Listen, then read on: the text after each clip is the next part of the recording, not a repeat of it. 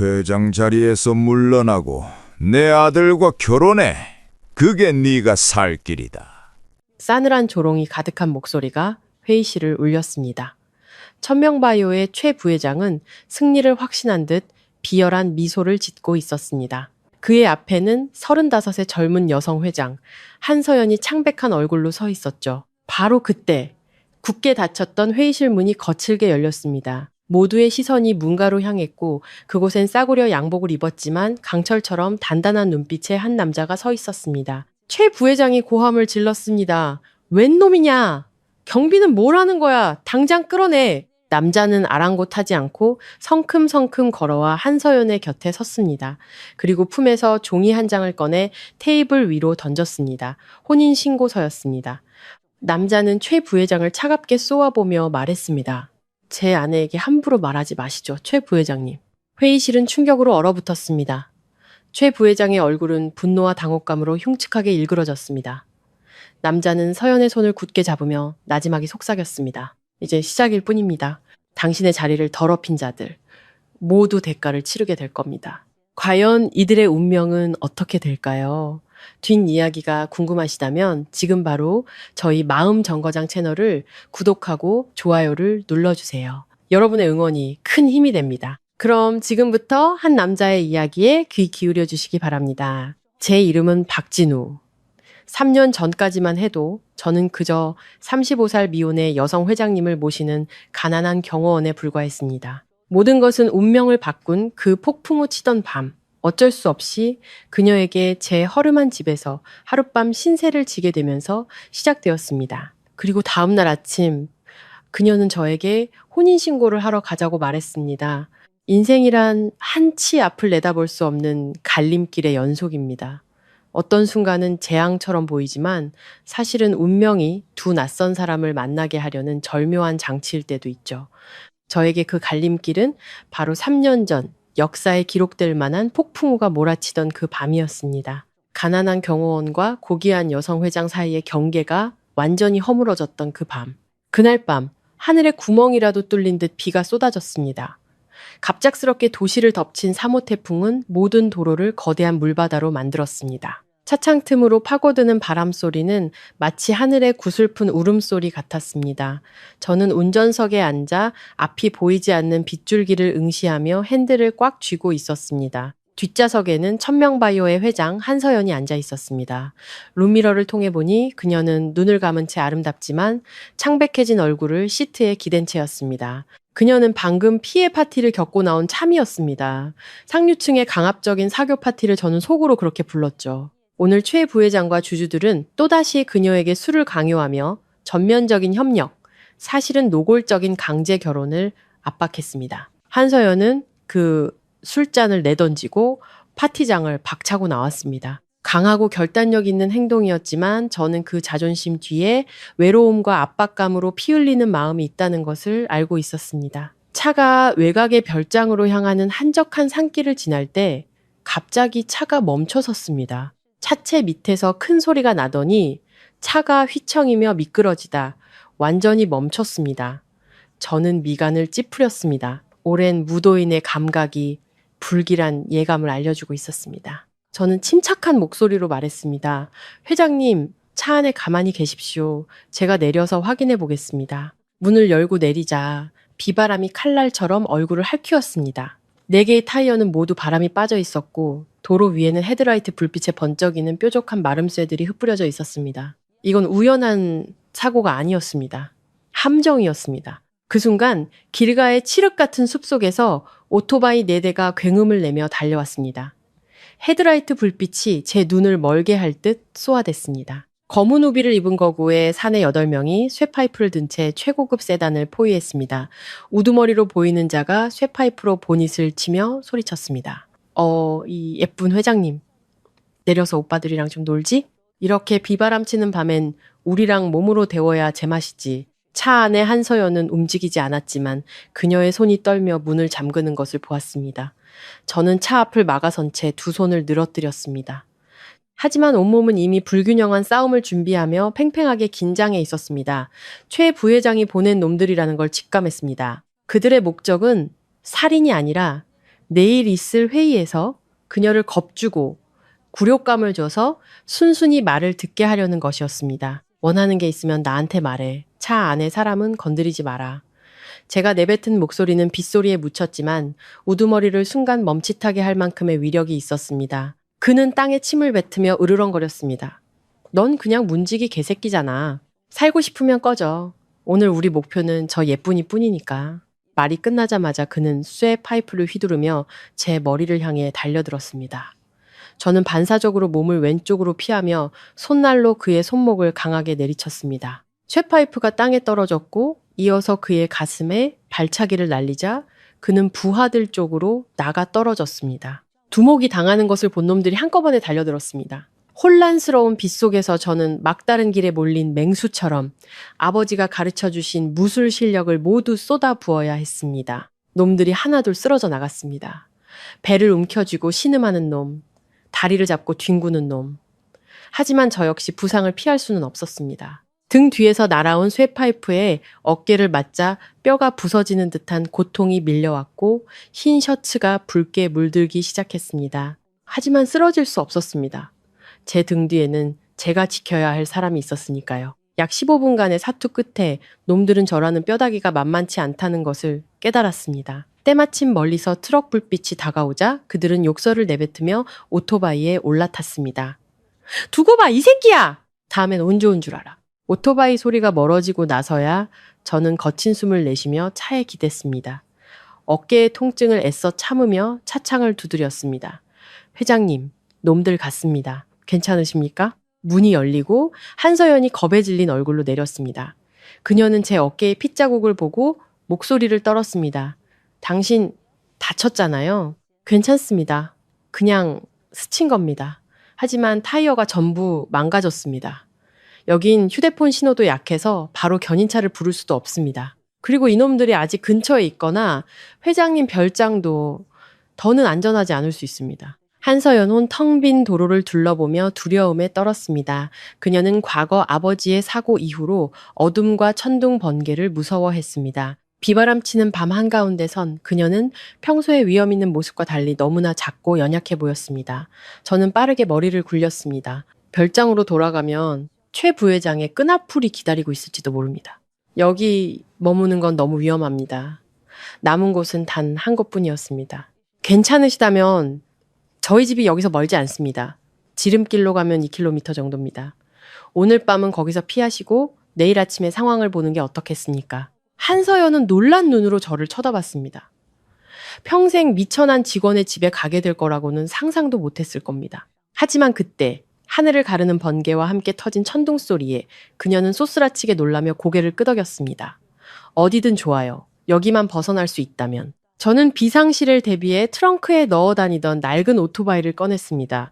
겉은 낡았지만 엔진은 아직 쌩쌩했습니다.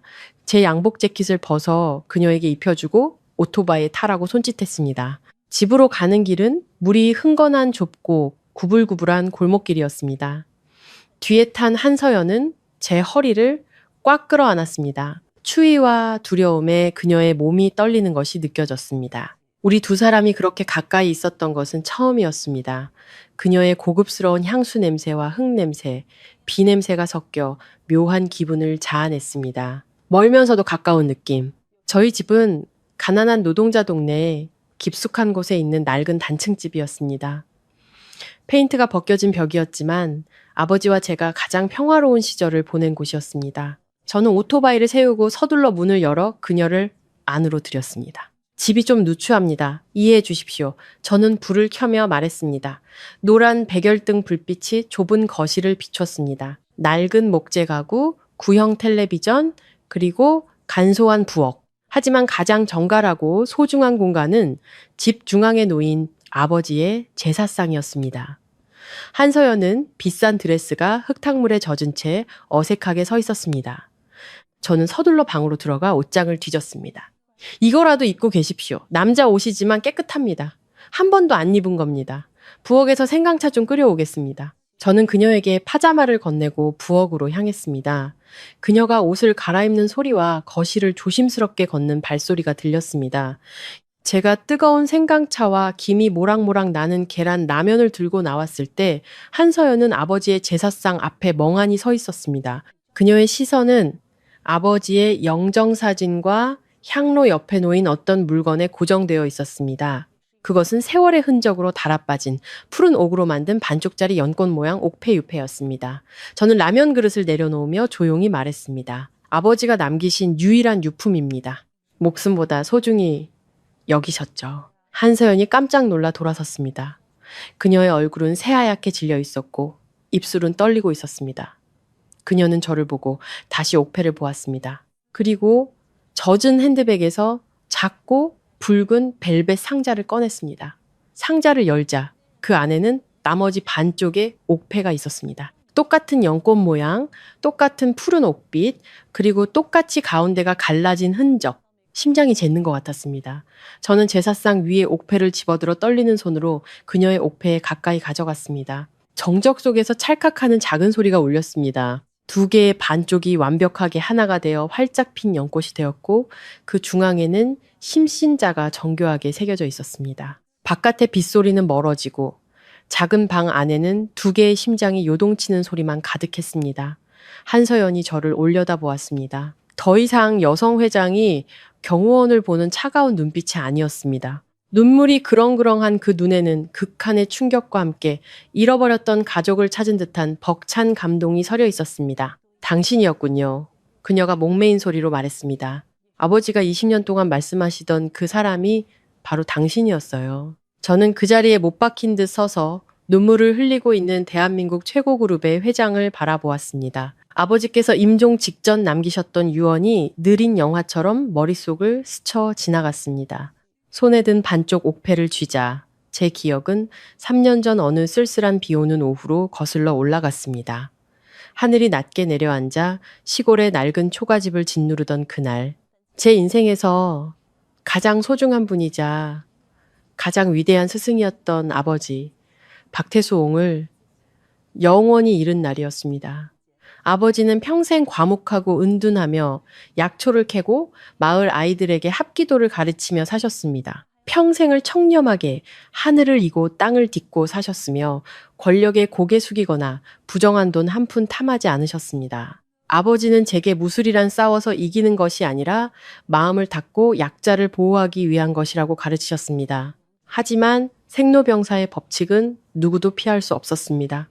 젊은 시절의 풍파와 오래된 부상이 재발하면서 아버지의 건강은 급격히 악화되었습니다. 병마가 덮치자 아버지는 빠르게 쇠약해지셨습니다. 그날 오후를 저는 똑똑히 기억합니다. 아버지는 낡은 침상에 누워 희미하고 끊어지는 숨을 내쉬고 계셨습니다. 얼굴은 수척했지만 눈빛만은 비범한 의지로 빛나고 있었습니다. 아버지는 저를 가까이 부르셨고 앙상한 손으로 제 손을 잡으셨습니다. 진우야, 아비는 오늘 밤을 넘기기 힘들 것 같구나. 저는 눈물을 애써 참으며 아버지의 손을 꽉 잡았습니다. 아버지, 그런 말씀 마세요. 약 다려왔어요. 드시면 괜찮아지실 거예요. 아버지는 가볍게 고개를 저으며 온화하게 미소 지으셨습니다. 하늘의 뜻이니 거스르지 마라. 내가 가면 험한 세상에 너 혼자 남을 게 걱정이구나. 네, 성정이 너무 강직해서 세상살이가 쉽지 않을 텐데. 그리고 아버지는 떨리는 손을 베개 밑으로 넣어 낡은 천에 소중히 싼 무언가를 꺼내셨습니다. 천을 한 겹 한 겹 펼치자 푸른빛의 반쪽짜리 연꽃 모양 옥패가 모습을 드러냈습니다. 오랜 세월에도 불구하고 옥패는 여전히 빛나고 있었습니다. 주인이 매일 정성껏 닦았음을 증명하듯이 받아라. 아버지가 힘겹게 말씀하셨습니다. 이것이 내 평생 가장 소중한 물건이다. 저는 옥패를 받아들었습니다. 차가운 감촉이 손바닥에 퍼졌습니다. 아버지는 20년 넘게 숨겨온 이야기를 시작하셨습니다. 그해 아버지는 산에서 약초를 캐다가 끔찍한 산사태 현장에서 조난당한 한 남자를 우연히 구하셨습니다. 그는 서울에서 온 성공한 사업가였습니다. 그의 차는 흙더미에 파묻혔고 운전기사는 즉사했으며 그만이 겨우 숨을 쉬고 있었습니다. 아버지는 위험을 무릅쓰고 맨손으로 흙을 파내 그를 업고 10km가 넘는 산길을 달려 가장 가까운 보건소로 데려갔습니다. 목숨을 구한 은혜에 감격한 그 사업가는 아버지와 의형제를 맺자고 청했습니다. 그는 사례로 많은 돈을 주려 했지만 아버지는 한사코 거절하셨습니다. 어려운 사람을 구하는 것은 사람의 도리일 뿐 돈을 받으면 의리가 아니지요. 아버지의 강직함에 감복한 그는 목에 걸고 있던 옥패를 둘로 쪼개 반쪽을 아버지께 주며 말했습니다.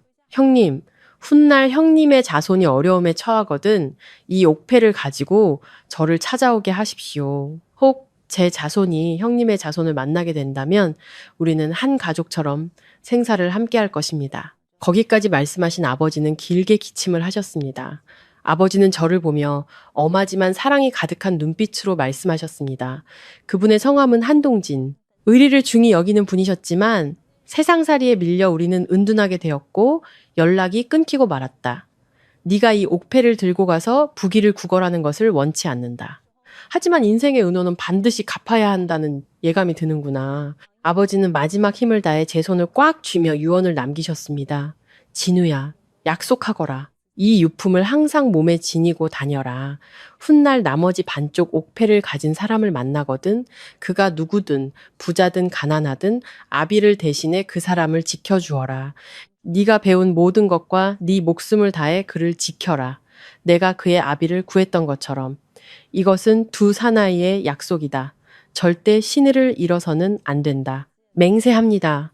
저는 침상 옆에 무릎을 꿇고 눈물을 흘렸습니다. 제 목숨을 바쳐 아버지의 유언을 지키겠습니다. 아버지는 만족스럽게 미소 지으시며 조용히 눈을 감으셨습니다. 그 비오는 오후 아버지는 저에게 텅 빈 집과 태산 같은 약속만을 남기고 평온히 떠나셨습니다. 아버지의 장례를 치른 후 저는 정든 고향을 떠나 서울로 향했습니다. 도시의 화려함에 대한 동경이 아니었습니다. 제 자신을 부양할 일이 필요했고 또 광활한 인파 속에서 나머지 반쪽 옥패의 주인을 찾을 수 있을지도 모른다는 희미한 희망 때문이었습니다. 제 서울행짐은 낡은 옷 몇 벌과 고등학교 졸업장 그리고 가슴에 품은 반쪽 옥패가 전부였습니다. 복잡한 터미널에 서서 바삐 오가는 사람들을 보며 저는 스스로가 너무나 작고 외롭게 느껴졌습니다. 막노동, 공사장 인부, 오토바이 배달까지 닥치는 대로 일했습니다. 건강한 몸과 무술 실력 덕에 정직한 일이라면 무엇이든 두렵지 않았습니다. 하지만 도시에서의 삶은 생각보다 혹독했습니다. 사기와 유혹이 저처럼 순진한 시골뜨기를 삼키려 도사리고 있었습니다. 하지만 밤마다 가슴에 닿는 차가운 옥패의 감촉은 아버지의 강직한 눈빛을 떠올리게 했습니다. 그것은 저에게 무도인의 자존심을 지키며 당당하게 살아야 한다고 일깨워 주었습니다. 저는 매일 수련을 게을리하지 않으며 인생을 바꿀 기회를 혹은 적어도 더 나은 일자리를 찾을 기회를 기다렸습니다. 경호업체에 추천서를 손에 들고 저는 천명바이오 본사 빌딩 앞에 섰습니다. 하늘을 찌를 듯한 건물은 아침 햇살에 빛나며 난공불락의 요새처럼 위용을 뽐냈습니다. 낡은 셔츠와 빛바랜 바지를 입은 시골뜨기인 제 모습은 너무나 초라했습니다. 하지만 저는 위축되지 않았습니다. 옷은 겉모습일 뿐 인격이 사람의 가치를 만든다는 아버지의 가르침이 귓가에 맴돌았습니다.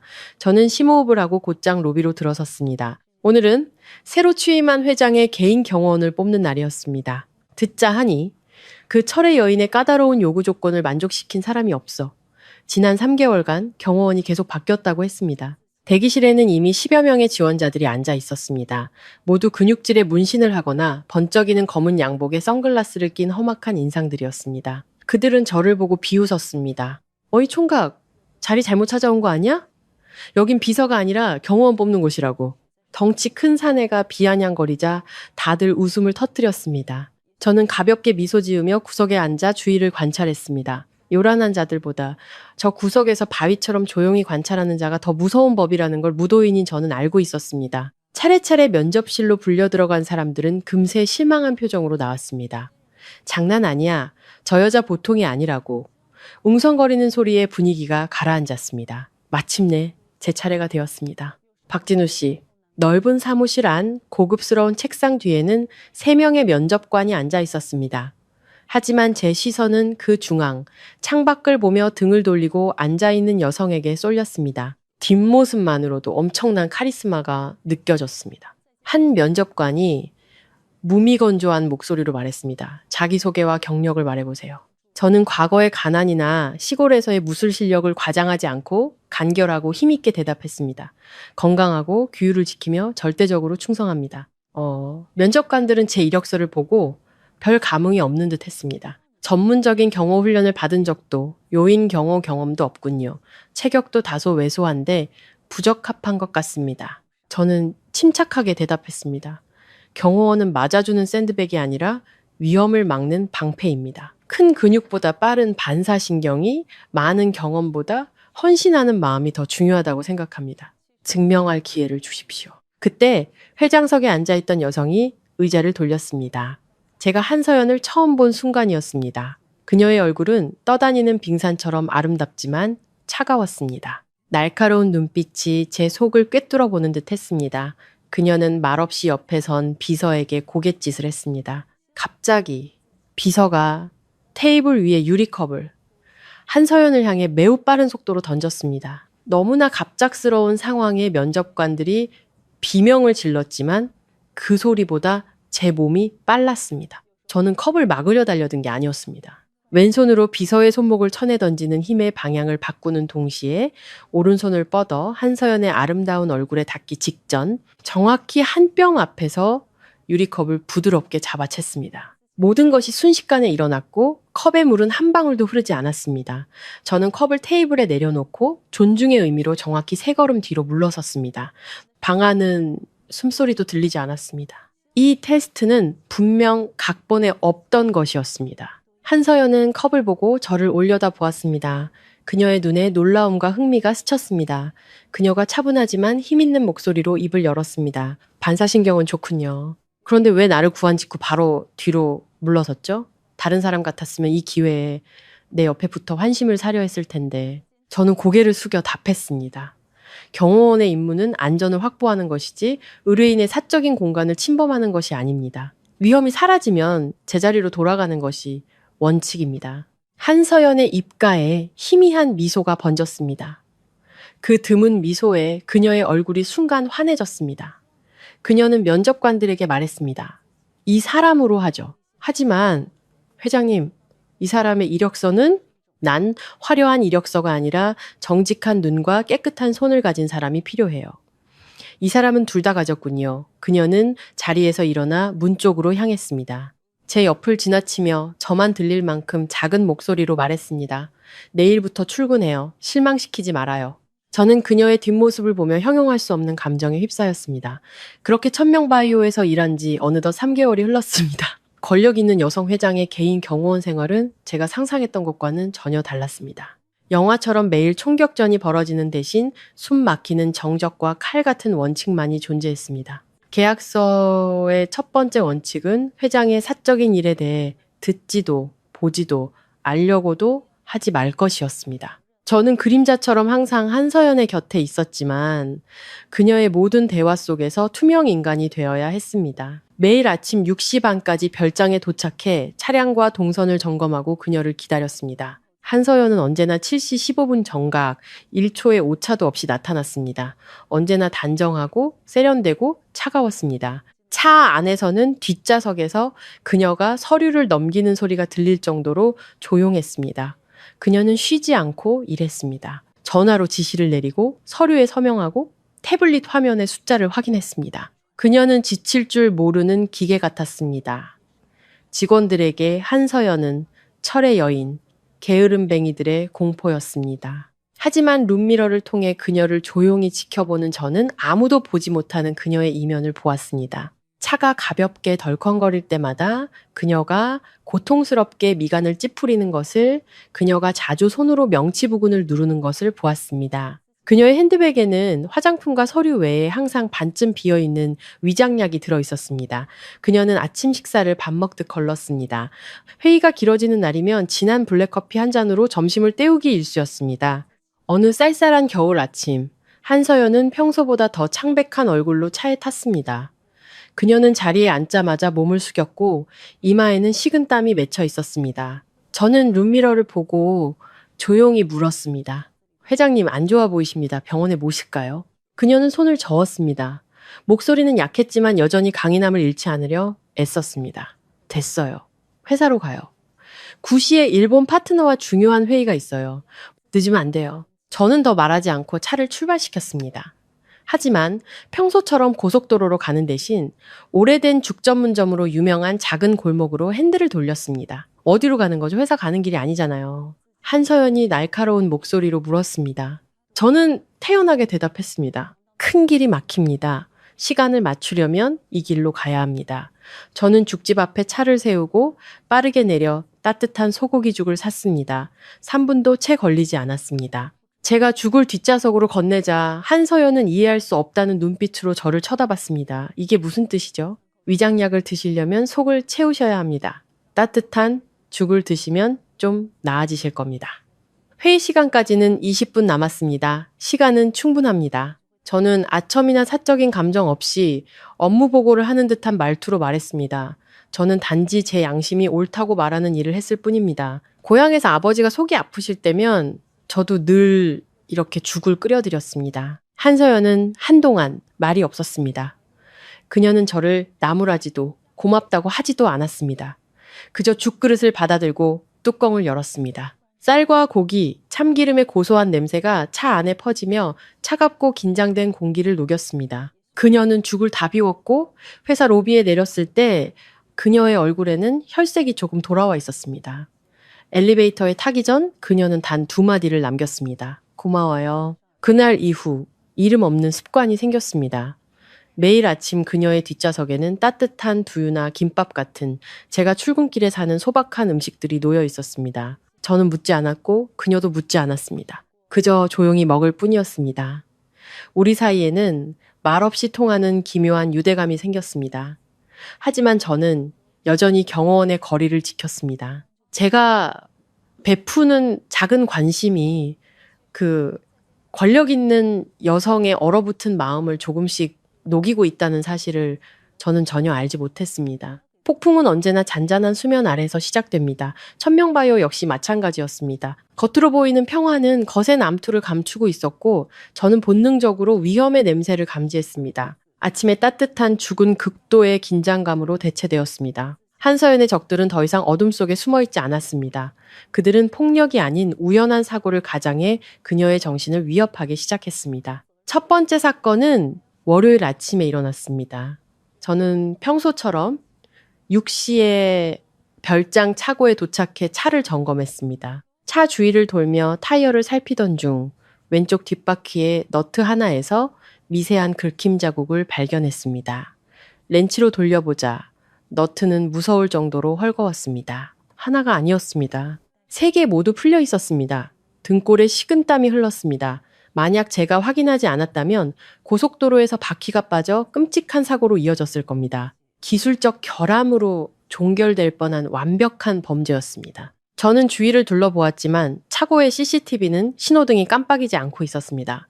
이 짓을 한 놈은 이 집의 보안 시스템을 꿰뚫고 있는 내부자임이 틀림없었습니다. 적은 바로 우리 곁에 있었습니다. 저는 한서연에게는 알리지 않았습니다. 중요한 계약을 앞둔 그녀를 불안하게 만들 수 없었습니다.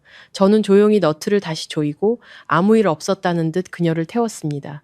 하지만 그 순간부터 제 모든 감각은 최고 경계 태세에 돌입했습니다. 두 번째 사건은 사흘 뒤 가장 안전하다고 여겨졌던 회사 본사에서 일어났습니다. 그날 늦게까지 일한 한서연이 지하 주차장으로 가기 위해 회장 전용 엘리베이터에 탔습니다. 제가 따라 타서 조작반 앞을 막아섰습니다.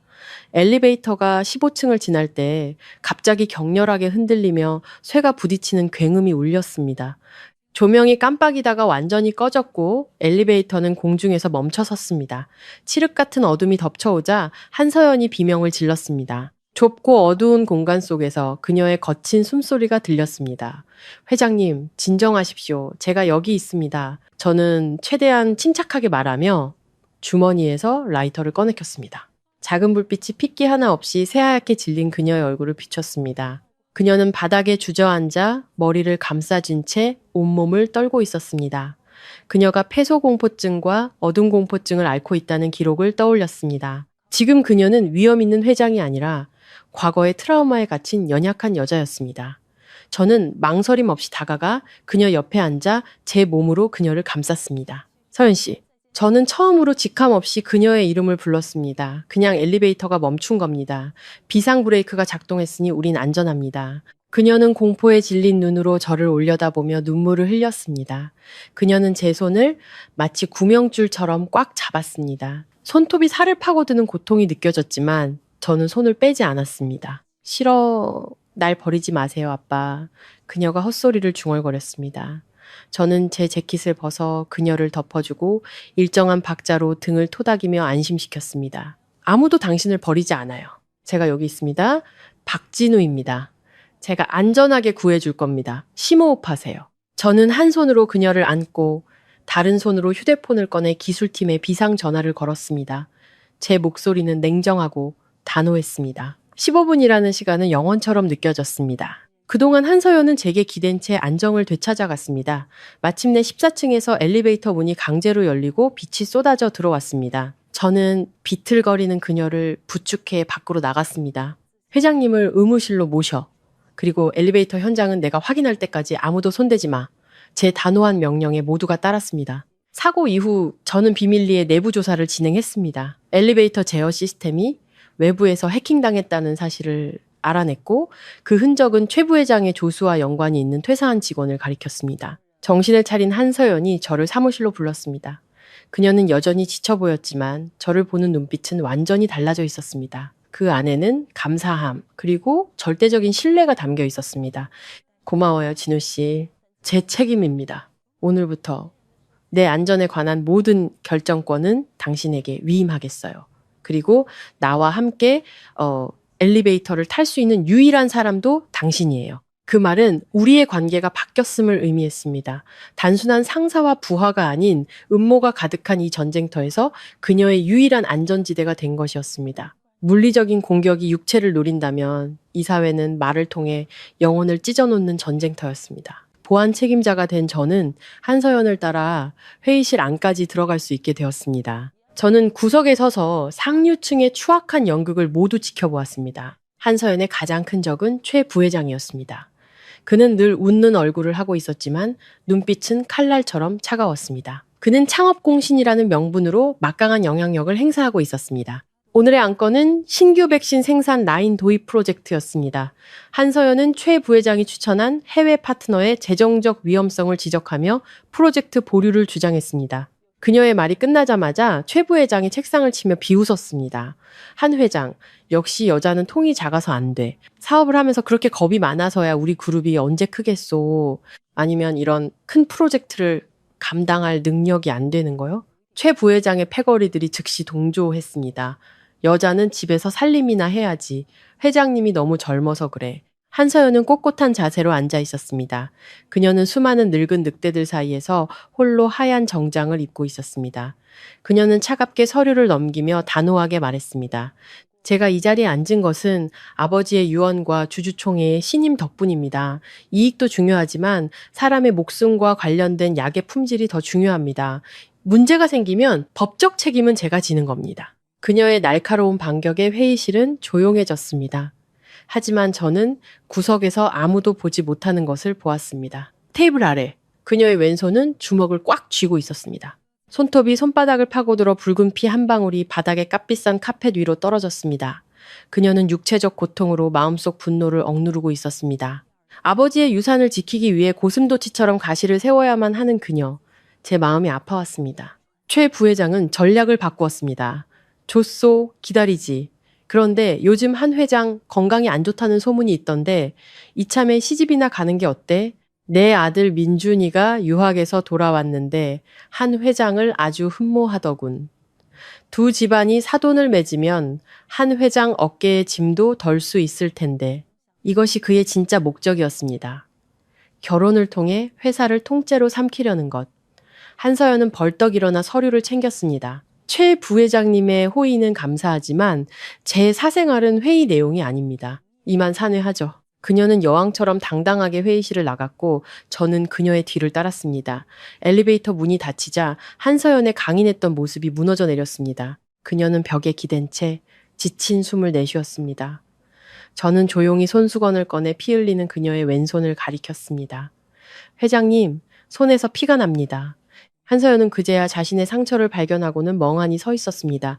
그녀는 제 손수건을 받아 상처를 감쌌습니다. 고마워요. 그녀의 목소리는 유리처럼 깨질 듯 위태로웠습니다. 다음부터는 너무 아프시면 의자 손잡이를 잡으십시오. 스스로를 해치지 마십시오. 그들은 회장님의 피를 흘릴 가치도 없는 자들입니다. 원칙을 어긴 발언이었지만 한서연은 저를 나무라지 않았습니다. 그녀는 흔들리는 눈빛으로 저를 보았습니다. 무언가 말하고 싶어 하는 듯 했지만 엘리베이터 문이 열리자 그녀는 다시 차가운 가면을 쓰고 밖으로 나갔습니다. 사람들은 왕은 외롭다고 말합니다. 한서연의 그림자가 되면서 저는 그 권력이라는 두 글자의 싸늘한 무게를 절감하게 되었습니다. 겨울비가 내리던 어느 날 밤 회사 건물에는 회장실에 불만 켜져 있었습니다. 저는 복도에서 틈새로 안을 들여다보았습니다. 한서연은 산더미 같은 서류에 파묻힌 채 6시간 동안 물만 마시며 일하고 있었습니다. 최 부회장과 반대파는 그녀를 궁지로 몰고 있었고 그녀는 오직 실적으로 그들의 음모를 부수려 하고 있었습니다. 그녀는 지쳐 보였습니다. 저는 탕비실로가 그녀의 안정을 위해 캐모마일 차를 탔습니다. 제가 방에 들어갔을 때 그녀는 벽에 걸린 아버지의 초상화 앞에 서 있었습니다. 그리고 저는 그녀의 흐느끼는 소리를 들었습니다. 한서연은 울고 있었습니다. 강철 같던 그녀가 액자에 머리를 기댄 채 어깨를 들썩이고 있었습니다. 아빠, 저 너무 힘들어요. 아빠의 평생이 담긴 이 회사를 지킬 수 있을지 모르겠어요. 아빠가 보고 싶어요. 그녀의 한마디 한마디가 제 가슴에 비수처럼 꽂혔습니다. 차가운 겉모습 뒤에는 그저 기댈 곳이 필요한 연약한 여자가 있었습니다. 저는 아버지의 유언을 떠올렸습니다. 그녀를 지키는 것은 총알을 막는 것만이 아니었습니다. 상처 입은 그녀의 마음을 고독으로부터 지키는 것이기도 했습니다. 저는 일부러 발소리를 내어 제가 왔음을 알렸습니다. 그녀는 황급히 눈물을 닦으며 퉁명스럽게 말했습니다. 누구 허락받고 노크도 없이 들어온 거죠? 저는 아무것도 못 본 척 차를 내려놓았습니다. 회장님, 노크를 3번 했는데 답이 없으셔서 들어왔습니다. 따뜻한 차 한잔 하시고 이만 퇴근하시죠. 벌써 12시가 다 됐습니다. 한서연은 아직 눈가가 붉은 채로 저를 보았습니다. 그녀의 눈에 경계심이 사라지고 조용한 감사의 빛이 어렸습니다. 그녀는 차를 한 모금 마시고는 작은 목소리로 물었습니다. 내가 아주 비참해 보이나요? 저는 그녀의 눈을 똑바로 보며 진심으로 대답했습니다. 저는 비참함이 아니라 거대한 유산을 짊어진 효심 깊은 딸과 부상을 입고도 무기를 놓지 않는 용감한 전사를 봅니다. 하지만 회장님, 전사에게도 휴식은 필요합니다. 회장님이 쓰러지시면 가장 기뻐할 것은 적들입니다. 오랜만에 듣는 위로의 말에 한서연은 잠시 말을 잃었습니다. 그녀는 희미하게 미소 지었습니다. 슬프지만 무척 아름다운 미소였습니다. 당신 말이 맞아요. 퇴근하죠. 차를 몰아 별장으로 가는 길, 그녀가 조용히 제 이름을 불렀습니다. 진우 씨. 네, 회장님. 내일부터 제게 호신술 몇 가지 가르쳐 줄 수 있어요? 더 이상 나약하게 남에게 보호만 받는 존재가 되고 싶지 않아요. 당신의 보호와 아버지의 유지를 지킬 자격이 있는 더 강한 사람이 되고 싶어요. 그녀의 말에 제 심장이 강하게 울렸습니다. 이 여성은 정말 특별했습니다. 알겠습니다, 회장님. 제가 아는 모든 것을 가르쳐 드리겠습니다. 차가 조용히 나아가는 동안 저는 우리 두 사람 사이에 보이지 않는 유대감이 단단해지고 있음을 느꼈습니다. 단순한 주종 관계가 아닌 고독한 두 영혼의 공감이었습니다. 하지만 적들은 주먹이 아닌 보이지 않는 칼을 사용했습니다. 최 부회장의 첫 공격은 여성의 명예를 겨냥했습니다. 온갖 타블로이드와 인터넷 커뮤니티에 35세 미혼 여성 회장, 그녀의 사생활 같은 악의적인 기사들이 퍼졌습니다. 그녀가 동성애자라거나 별장의 젊은 여자들을 숨겨두고 있다는 식의 날조된 소문이었습니다. 주가는 폭락했고 보수적인 거래처들은 등을 돌리기 시작했습니다. 한서연이 분노로 신문을 집어 던졌을 때 최 부회장이 아들 최민준을 데리고 나타났습니다. 그는 돈으로 치장한 눈빛이 경박한 한량으로 유명했습니다. 서연아, 상황이 안 좋구먼. 최 부회장이 걱정하는 척 말했습니다. 주주들이 널 해임하라고 난리야. 내가 해결책을 하나 가져왔지. 바로 결혼이야. 그는 아들을 앞으로 밀었습니다. 우리 민준이와 결혼하면 양가가 합쳐지고 모든 소문은 사라질 걸세. 회사는 우리에게 맡기고 자네는 편히 쉬게. 최민준이 능글맞게 웃으며 다가왔습니다. 서연 씨, 결혼만 해주면 뭐든 다 해주고. 저는 문 밖에서 주먹을 꽉 쥐었습니다. 이건 청혼이 아니라 노골적인 강탈이었습니다. 한서연은 벌떡 일어나 꽃다발을 바닥에 내동댕이 쳤습니다. 당장 나가요. 회장직을 잃을지언정 당신 같은 인간들과 엮이진 않겠어요. 최 부회장의 얼굴에서 미소가 사라졌습니다. 좋은 말로 할 때 듣지 그러니 은행에서 내 보증 없이는 대출을 동결하겠다고 통보했어. 다음 주까지 만기 대출을 막지 못하면 넌 모든 걸 잃고 감옥에 갈 수도 있어. 내일이 창립 기념 파티다. 그때까지 결정해. 내 아들과 약혼 발표를 하든가 아니면 이 자리에서 쫓겨날 준비를 하든가. 두 부자가 나가고 사무실 안에서 무언가 깨지는 소리가 들렸습니다. 달려들어가 보니 한서연은 깨진 화병 조각들 사이에서 가쁘게 숨을 쉬며 온몸을 떨고 있었습니다. 진우 씨, 나 어떻게 해야 해요? 그녀가 절망적인 눈으로 저를 보았습니다. 아버지의 유산과 자신의 행복 사이에서 그녀는 갈기갈기 찢기고 있었습니다. 저는 그녀를 보며 아버지를 향한 맹세를 떠올렸습니다. 그녀를 이대로 무너지게 둘 수는 없었습니다. 회장님, 진정하십시오. 아직 방법이 있을 겁니다. 그녀를 위한 남편이 필요하다면 그 사람이 내가 되면 안 될까? 하지만 가난한 경호원인 내가 무슨 자격으로 그녀가 나 같은 사람을 받아줄까? 그날 밤, 저는 뜬 눈으로 밤을 새웠습니다. 운명의 날이 밝았습니다. 도시에서 가장 호화로운 호텔에서 열린 창립 30주년 기념 파티. 하지만 제게는 늑대들이 먹잇감을 앞에 둔 피의 향연처럼 보였습니다. 한서연은 칠흑 같은 드레스를 입고 나타났습니다. 영혼 없는 밀랍 인형처럼 아름다웠지만 눈에는 아무런 감정이 없었습니다. 최 부회장 부자는 파티의 주인 행세를 하며 돌아다녔습니다. 행사가 시작되고 한서연의 짧은 연설이 끝나자마자 최 부회장이 마이크를 빼앗았습니다. 신사숙녀 여러분, 오늘 저는 중대 발표를 하려 합니다. 저의 가문과 한서연 회장의 가문이 굳건한 결합을 통해 우리 천명바이오의 미래를 열어갈 것입니다. 박수 소리가 터져 나왔습니다. 최민준이 무대 위로 올라와 와인잔을 들고 한서연의 허리에 팔을 두르려 했습니다.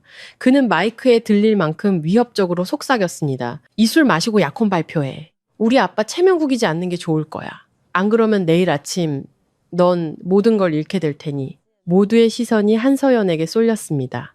기자들의 플래시가 쉴 새 없이 터졌습니다. 저는 어둠 속에서 그녀가 신호만 보내면 모든 것을 무릅쓰고 뛰어 올라갈 준비를 하고 있었습니다. 그때 한서연의 눈빛이 변했습니다. 더 이상 두려움이 아니었습니다. 막다른 길에 몰린 자의 마지막 결단이었습니다. 그녀는 최민준의 손에서 와인잔을 뺏어들었습니다. 그리고 마시는 대신 그의 얼굴에 와인을 그대로 부어버렸습니다. 쨍그랑 크리스털 잔이 바닥에 부딪혀 박살나는 소리가 음악을 갈랐습니다. 최민준은 멍하니 서 있었고 한서연은 마이크에 대고 떨리지만 분노에 찬 목소리로 외쳤습니다. 나 한서연은 천명바이오가 망해서 길거리에 나앉을지언정 당신 같은 쓰레기와 결혼해서 명예를 팔지는 않겠어요. 나를 당신들의 꼭두각시로 만들 생각은 꿈도 꾸지 마세요. 말을 마친 그녀는 뒤돌아 정문을 향해 달려나갔습니다. 저 여자 잡아. 최 부회장이 고함을 질렀고 그의 사설 경호원들이 길을 막았습니다. 하지만 제가 더 빨랐습니다. 저는 무대 옆에서 화살처럼 튀어나가 2명의 경호원을 발로 쓰러뜨리고 길을 열었습니다. 뛰어요, 차로 가세요. 저는 문 앞을 막아서서 추격자들을 잠시 막았습니다. 한서연의 모습이 사라진 것을 확인하고 저 역시 그녀를 따라 달려나갔습니다. 밖에는 예보대로 태풍이 몰아치고 있었습니다. 한서연은 자신의 차를 몰고 질주하기 시작했습니다. 이성을 잃은 상태에서 이런 날씨에 운전하는 것은 너무나 위험했습니다. 저는 근처에 세워져 있던 오토바이에 올라타 미친 듯이 그녀를 뒤쫓았습니다. 차가 외곽의 한적한 산길로 접어들었을 때 갑자기 차가 휘청이며 멈춰섰습니다. 타이어 터지는 소리. 제가 브레이크를 밟았을 때 숲속에서 어둠의 그림자들이 나타나 차를 향해 다가오고 있었습니다. 최 부회장이 그녀의 탈출을 대비해 고용해둔 깡패들이었습니다. 저는 제 모든 기술을 동원해 그녀를 구출했고 다시 제 허름한 집으로 그녀를 데려왔습니다. 바깥의 폭풍우는 잦아들었지만 우리 두 사람의 마음속에는 새로운 폭풍이 시작되고 있었습니다. 낡은 탁자 위에는 2개의 반쪽 옥패가 하나로 합쳐져 완벽한 연꽃 모양을 이루고 있었습니다. 한서연은 제 헐렁한 파자마를 입고 있었습니다. 평소에 차갑고 날카로운 모습은 온데간데 없었습니다. 진우 씨. 그녀가 떨리는 목소리로 말했습니다.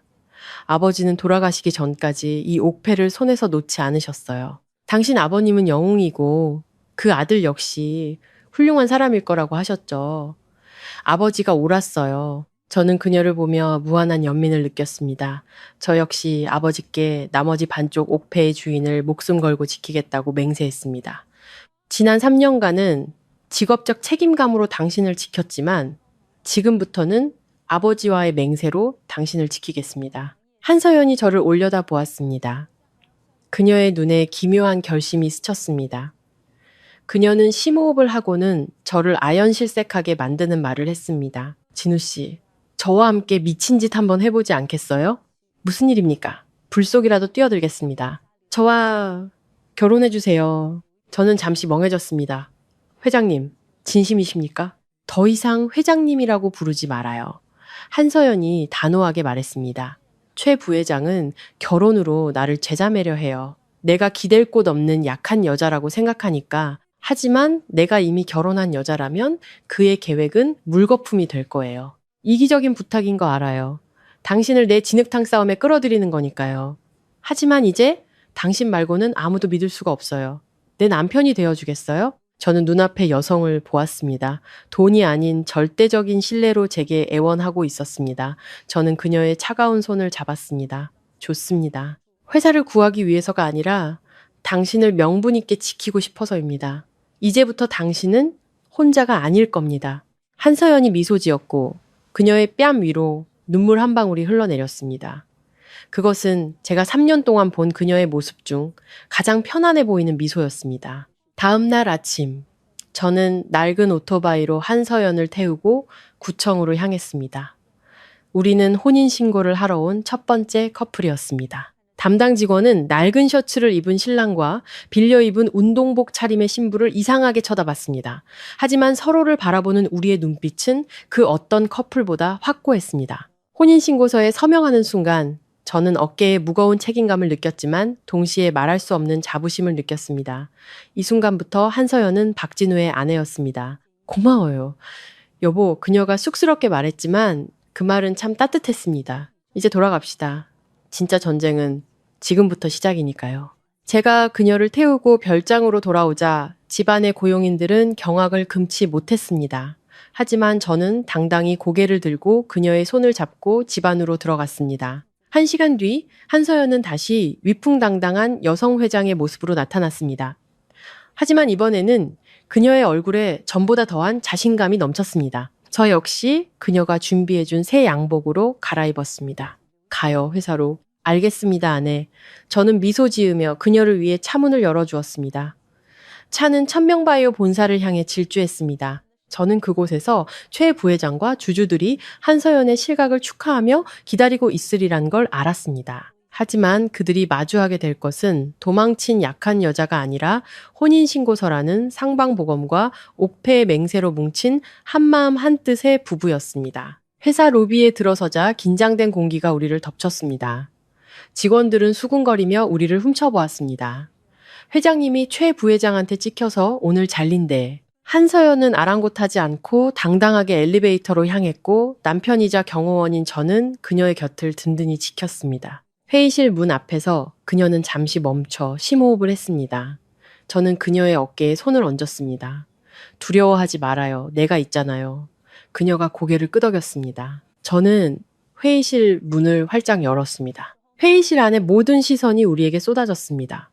주재석에 서 있던 최 부회장의 의기양양한 미소가 얼굴 위에서 굳어졌습니다. 한서연이 안으로 걸어 들어가며 당당하게 말했습니다. 늦어서 죄송합니다. 회의 아직 안 끝났죠. 그녀의 등장은 최 부회장의 얼굴에 찬물을 끼얹는 것과 같았습니다. 20명이 넘는 주주들이 앉아있는 거대한 회의실은 숨소리도 들리지 않았습니다. 모두의 시선은 떨어질 줄 모르는 우리의 맞잡은 두 손에 꽂혀 있었습니다.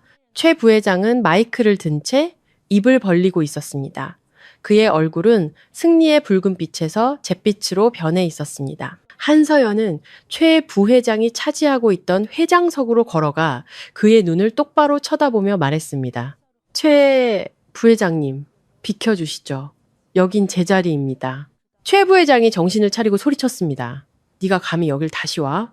어젯밤 네가 벌인 추태 때문에 회사가 얼마나 망신을 당했는지 알아? 지금 네 자격에 대해 논의하고 있는 중이야? 자격이라. 한서연이 비웃었습니다. 저는 당신들 부자의 저급한 강제 결혼 연극에 동참하기 싫었을 뿐입니다. 제 자격은 충분하고요. 그녀는 품에서 혼인신고서를 꺼내 테이블 위에 내던졌습니다. 제 사생활에 대해 걱정이 많으셨죠. 이게 제 대답입니다. 저 한서연은 오늘부로 법적인 남편이 생겼습니다. 제 남편이 저와 함께 회사를 이끌어 갈 겁니다. 회의실은 경악으로 술렁였습니다. 최 부회장이 혼인신고서를 낚아채 읽었습니다. 제 이름 석자를 확인한 그는 종이를 구겨 바닥에 던지며 광소했습니다. 웃기는군. 우리 고귀하신 회장님께서 고작 경호원 논팽이랑 결혼을 해? 돈도 배경도 학벌도 없는 놈을 데려와서 온 세상에 웃음거리가 될 셈이냐? 그는 제게 손가락질하며 침을 튀겼습니다.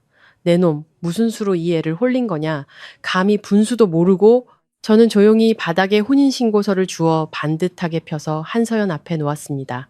그리고 최 부회장을 보며 차분하지만 힘있는 목소리로 말했습니다. 저는 돈은 없을지언정 비열한 수단으로 남의 딸을 협박하는 누구보다는 인격이 깨끗하다고 자부합니다. 제가 서연 씨와 결혼한 것은 회장 자리가 탐나서가 아니라 썩은 고기를 노리는 까마귀 떼로부터 그녀를 지키기 위해서입니다.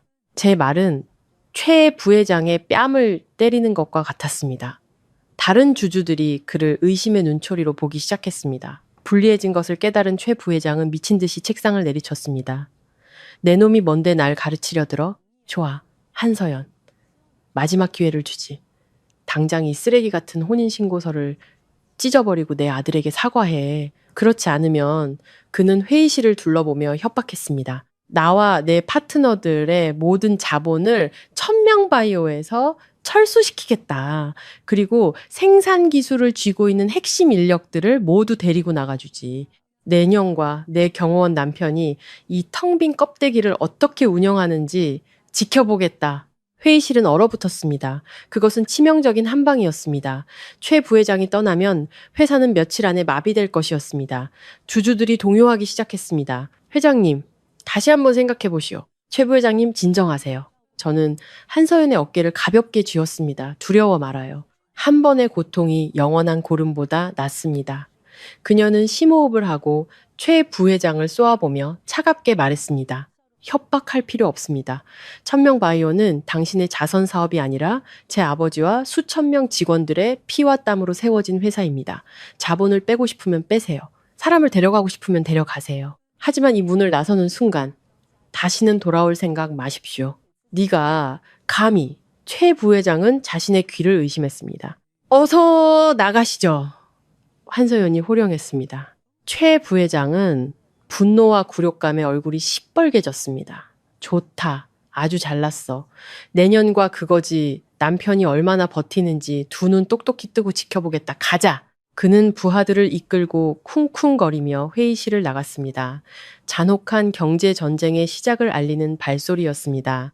회의실에는 무거운 침묵이 흘렀습니다. 저는 아내의 등 뒤에 서서 남은 주주들을 둘러보며 무언의 메시지를 보냈습니다. 떠날 자는 지금 떠나라. 남는 자는 내가 지킨다. 최 부회장은 말한 대로 움직였습니다. 그는 천명바이오의 약점이 돈이 아니라 사람과 기술이라는 것을 알고 있었고 정확히 그 두 급소를 무자비하게 공격했습니다. 다음 날 아침 회사 로비는 아수라장이었습니다. 수십 명의 핵심 기술 인력들이 사직서를 내기 위해 줄을 서 있었습니다. 최 부회장이 그들에게 2배의 연봉을 약속하며 경쟁사로 빼돌린 것이었습니다. 그뿐만이 아니었습니다. 점심 무렵 경쟁사가 신제품을 발표했다는 뉴스가 터졌습니다. 그 제품은 한서연과 아버지가 5년간 심혈을 기울여 개발한 회사의 미래가 걸린 신약 심한신안과 똑같았습니다. 도둑놈들. 한서연은 비명을 지르며 주저앉았습니다. 최 부회장이 수년간 기술 책임자로 일하며 비밀리에 모든 연구 자료를 빼돌린 것이었습니다. 천명바이오는 이제 텅 빈 유령선과 같았습니다. 자금은 동결되고 인재는 떠나고 주력 제품은 도둑맞았습니다. 우리는 파산 직전에 몰렸습니다. 한서연은 전화벨이 울려도 받지 못하고 사무실 구석에 웅크리고 앉아 있었습니다. 저는 조용히 밖으로 나가 따뜻한 우유와 샌드위치를 사왔습니다. 여보, 뭐 좀 먹어요. 저는 그녀 앞에 쪼그리고 앉아 차가운 손을 잡았습니다. 그녀는 텅 빈 눈으로 저를 보았습니다. 진우 씨, 우리가 졌어요. 내가 아버지의 모든 것을 잃게 만들었어요. 당신까지 이 진흙탕에 끌어들여서 미안해요. 저는 고개를 저었습니다. 당신은 지지 않았어요. 비겁한 수에 당했을 뿐이지. 그리고 나는 당신과 영광을 누리기 위해 결혼한 게 아니라 이런 순간을 함께 하기 위해 결혼한 겁니다. 돈은 다시 벌면 되고 사람은 새로 뽑으면 돼요. 하지만 당신이 믿음을 잃으면 우리는 모든 것을 잃는 겁니다. 저는 제 통장을 꺼내 보였습니다. 지난 3년간의 월급과 고향의 땅을 판 돈, 전부 합쳐 5억 원이었습니다. 큰 돈은 아니지만 아직 우리 곁에 남은 가난한 직원들의 월급은 줄 수 있을 겁니다. 그들을 굶길 수는 없어요. 한서연은 통장을 보고는 제 목을 끌어안고 아이처럼 울었습니다. 왜 나한테 이렇게 잘해줘요? 난 이제 아무것도 없는데. 당신에겐 내가 있고 그리고 진실이 있어요. 제 눈이 결의에 차 빛났습니다. 악행을 저지른 자는 반드시 흔적을 남기는 법이니까요. 그날 밤 저는 잠들지 않았습니다.